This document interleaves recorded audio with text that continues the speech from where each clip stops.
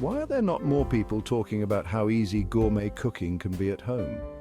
Stick around to discover this week's essential shopping list. This week we're whipping up some seriously impressive dishes. Picture this: herb-crusted lamb, succulent duck breast, and the ultimate comfort food, beef Wellington.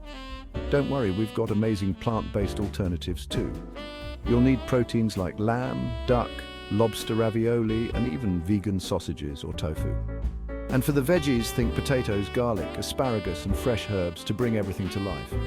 Stock up on pantry staples like quinoa, risotto rice, and balsamic vinegar. And don't forget, dairy and egg options, or their vegan alternatives to suit everyone's taste buds.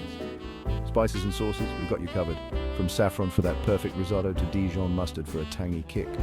So grab your shopping list and let's make this week deliciously unforgettable. Bon appetit!